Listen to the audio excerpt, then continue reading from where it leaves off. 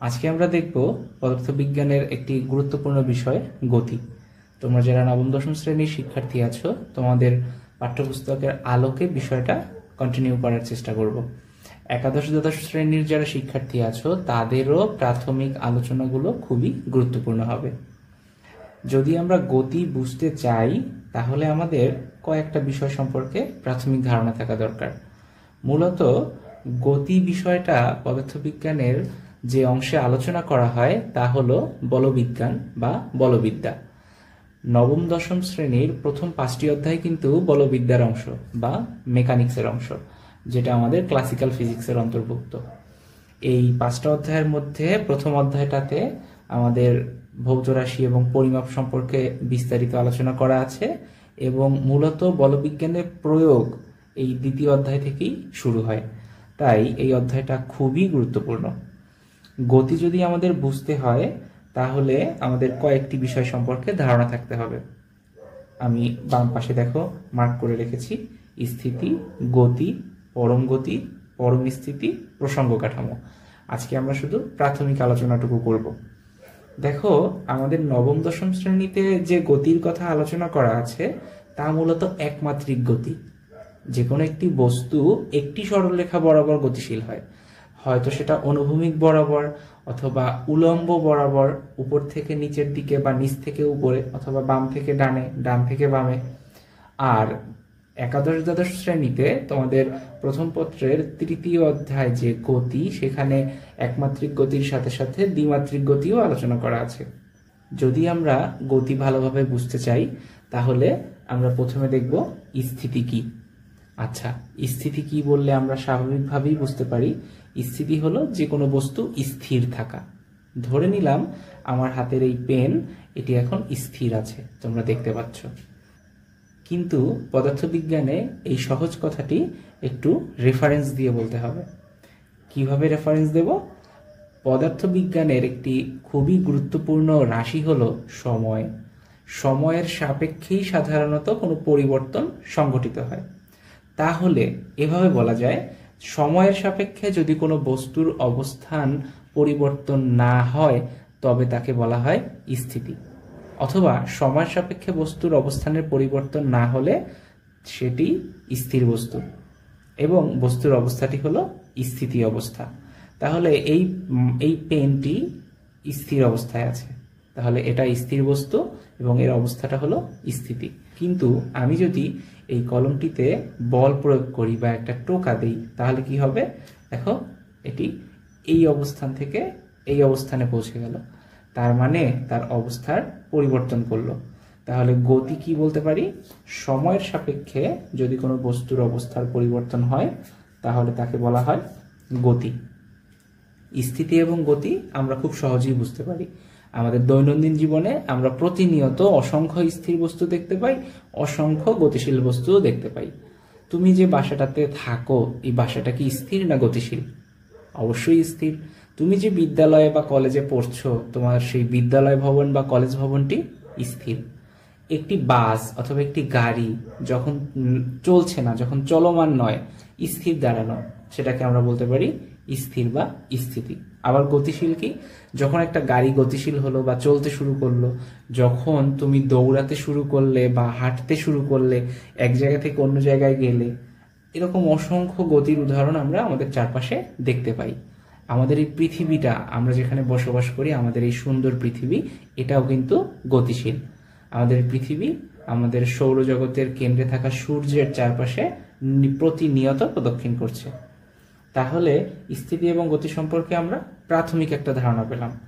এবার আমরা যেটা বুঝবো সেটা হলো প্রসঙ্গ কাঠামো।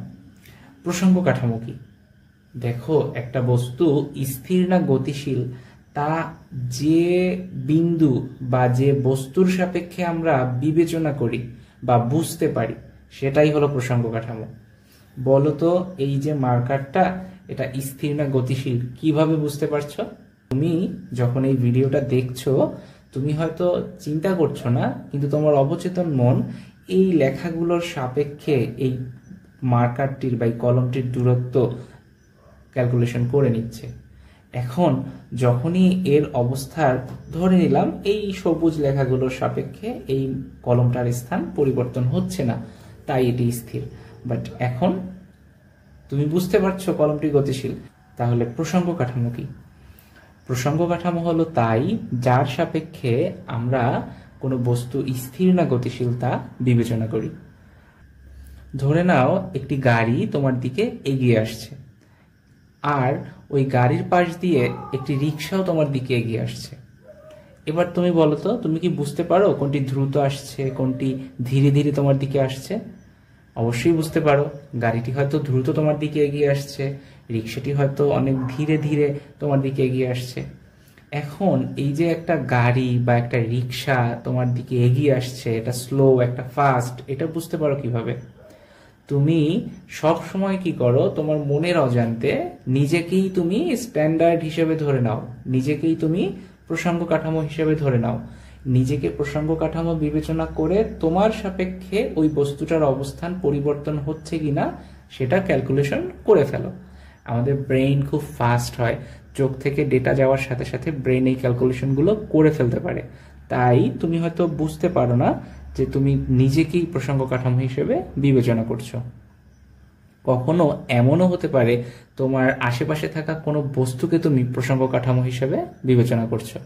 ধরে নাও একটি গাড়ি স্থির অবস্থায় দাঁড়ানো আছে, তুমি কি বুঝতে পারো ওটি স্থির? কিভাবে বুঝতে পারো? হয়তো গাড়ির পাশে থাকা কোনো ল্যাম্পপোস্ট অথবা কোনো একটা বিল্ডিং, অথবা তুমি নিজের সাপেক্ষে দেখতে পাচ্ছ গাড়িটার অবস্থার পরিবর্তন হচ্ছে না, তাই তুমি বুঝতে পারো যে গাড়িটা স্থির। কিন্তু একটা গাড়ি যদি গতিশীল হয়, কিভাবে বুঝতে পারো? ধরো তুমি এই অবস্থানে দাঁড়িয়ে, এই গাড়িটার অবস্থান স্থির তোমার কাছে, কিন্তু গাড়িটি যদি ধরো অপর একটি গাড়ি বা ধরো অপর একটা মানুষ এখান থেকে দৌড়ে এখানে চলে এলো, তাহলে তুমি কিন্তু বুঝতে পারো এই মানুষটা গতিশীল। কিভাবে বুঝলে? কারণ আগে তোমার থেকে মানুষটার যে দূরত্ব ছিল, এখন কিন্তু তোমার থেকে মানুষটার দূরত্ব অনেকটা বেড়ে গিয়েছে। তাহলে এই যে দূরত্ব বৃদ্ধি পেল, তুমি কিন্তু তোমার মনের অজান্তেই ক্যালকুলেশন করে ফেলছো। আমাদের চোখ থেকে ডেটা ব্রেইনে যাওয়ার সাথে সাথে ব্রেইন ক্যালকুলেশন করে ফেলছে। তুমি নিজেকেই এখানে প্রসঙ্গ কাঠামো হিসেবে ব্যবহার করছো। অনেক ক্ষেত্রেই আমরা বিভিন্ন বস্তুকে প্রসঙ্গ কাঠামো হিসেবে ব্যবহার করি। প্রসঙ্গ কাঠামোর বিভিন্ন ধরন হয়, জড় প্রসঙ্গ কাঠামো এবং অজড় প্রসঙ্গ কাঠামো। এই সম্পর্কে যদি তোমরা আগ্রহী হও তাহলে আমাকে কমেন্টে জানাবে, পরবর্তীতে এই সম্পর্কে বিস্তারিত ভিডিও তৈরি করব। জড় এবং অজড় প্রসঙ্গ কাঠামো। এবার আমরা আবার গতি এবং স্থিতিতে ফেরত আসি। চিন্তা করো, আমরা একটু আগে যে উদাহরণটা বলেছিলাম, তোমার বাড়ি কিংবা তোমার বিদ্যালয় ভবন, এটি কিন্তু স্থির। কিভাবে স্থির? তুমি যে প্রসঙ্গ কাঠামোতে আছো, তোমার বিদ্যালয় ভবনটিও একই প্রসঙ্গ কাঠামোতে, এজন্য তুমি হয়তো তাকে স্থির ভাবছো। কিন্তু চিন্তা করো, বাংলাদেশ মহাকাশ গবেষণায় অনেকটা এগিয়ে গেল। বাংলাদেশ মহাকাশ গবেষণা সংস্থা স্পারসো কি করলো, তুমি একজন অ্যাস্ট্রোনট হয়ে গেলে, তুমি মহাকাশ গবেষণার জন্য তুমি মঙ্গল গ্রহে চলে গেলে বা চাঁদে চলে গেলে, তুমি সেখান থেকে যদি পৃথিবীকে দেখতে পাও, কেমন দেখবে? পৃথিবী কি স্থির? অবশ্যই না। পৃথিবী কি হচ্ছে? সূর্যের চারপাশে প্রতিনিয়ত ঘুরছে। তাহলে পৃথিবী একটি গতিশীল বস্তু। এবার তুমি যদি মঙ্গল গ্রহে বসে পৃথিবীকে গতিশীল দেখো, তোমার বিদ্যালয় ভবনটি কি কেমন দেখবে? তোমার বিদ্যালয় ভবনটি কি স্থির থাকবে, নাকি পৃথিবীর সাথে সাথে বিদ্যালয় ভবনটিও গতিশীল হবে? অবশ্যই গতিশীল থাকবে। তাহলে আমরা বলতে পারি স্থিতি কিংবা গতি এই বিষয়টি আসলে পরম নয়, এই বিষয়টি আসলে আপেক্ষিক। পরম স্থিতি বা পরম গতি বলতে কিছু হয় না। আমরা কোন প্রসঙ্গ কাঠামোতে থেকে কোনো বস্তুর অবস্থান অথবা স্থিতি অথবা গতি পর্যবেক্ষণ করছি, তার উপর বস্তুটার স্থিতি এবং গতির মান নির্ভর করে। তাই কোনো গতি পরম নয় এবং কোনো স্থিতি পরম নয়। সকল স্থিতি সকল গতি আপেক্ষিক। পরম স্থিতির একটা উদাহরণ আমরা দেখলাম, এবার পরম গতির একটা উদাহরণ চিন্তা করো। ধরে নাও আবারও তুমি একটা জায়গাতে রাস্তার পাশে স্থির দাঁড়িয়ে আছো। ধরো তোমার বিদ্যালয় থেকে বাসায় যাওয়ার জন্য বিদ্যালয় ভবনের গেটে দাঁড়িয়ে আছো গাড়ির জন্য। এবার একটা গাড়ি তোমার দিকে আসছে, এবার এই গাড়িটার গতি তুমি কেমন দেখবে? তোমার দিকে যদি চলে আসে, এই গাড়িটার প্রকৃত যে গতি তুমি কিন্তু সেটাই দেখতে পাবে। কিন্তু ভাবো তো, তুমিও একটা গাড়ির মধ্যে, আর তোমার দিকে ওই গাড়িটা চলে আসছে, তোমার অপোজিট থেকে অপর আরেকটা গাড়ি আসছে। এখন ভাবো তো, তুমি এই গাড়িটা যদি আগে 30 কিলোমিটার পার আওয়ার বেগে ছুটে আসে, তুমি যখন দাঁড়িয়েছিলে স্থির, তখন তুমি কিন্তু এই গাড়িটার বেগ 30 কিলোমিটার পার আওয়ারই দেখতে পাবে। কিন্তু যদি তুমি এই গাড়ির মধ্যে বসে থাকো এবং তোমার গাড়িটা যদি 25 কিলোমিটার পার আওয়ার বেগে গতিশীল হয় এবং এই গাড়িটা যদি 30 কিলোমিটার পার আওয়ার বেগে গতিশীল হয়, তাহলে দেখো, তুমি যখন স্থির দাঁড়িয়েছিলে তখন প্রতি ঘন্টায় সে তোমার দিকে 30 কিলোমিটার বেগে আগাচ্ছিল। তোমাদের মধ্যবর্তী দূরত্ব প্রতি ঘন্টায় 30 কিলোমিটার করে হ্রাস পেত। কিন্তু এখন তুমিও আগাচ্ছ, এই গাড়িটাও আগাচ্ছে, তাহলে তোমাদের মধ্যবর্তী দূরত্ব প্রতি ঘন্টায় 25 প্লাস 30 মানে 55 কিলোমিটার পার আওয়ার বেগে হ্রাস পাবে। আগে তোমার আর গাড়ির মধ্যবর্তী দূরত্ব যত দ্রুত হ্রাস পাচ্ছিল, এখন কিন্তু তার চেয়ে আরো বেশি দ্রুত হ্রাস পাবে। অর্থাৎ তোমার কিন্তু এই গাড়িটার গতিকে তখন আর 30 কিলোমিটার মনে হবে না, তখন মনে হবে 55 কিলোমিটার পার আওয়ার। এটাই হলো আপেক্ষিক গতি। তাই একই গাড়িকে তুমি দাঁড়িয়ে স্থির অবস্থায় পর্যবেক্ষণ করলে যদি তার গতি দেখতে পাও 30 কিলোমিটার পার আওয়ার, ওই একই গাড়িকে, ওই একই বেগে গতিশীল গাড়িকে তুমি একটি চলমান গাড়ির মধ্যে বসে পর্যবেক্ষণ করলে তাকে দেখতে পাবে 55 কিলোমিটার পার আওয়ার। তার মানে তুমি কোন প্রসঙ্গ কাঠামোতে আছো? তুমি স্থির দাঁড়িয়ে আছো নাকি তুমি নিজেও গতিশীল আছো?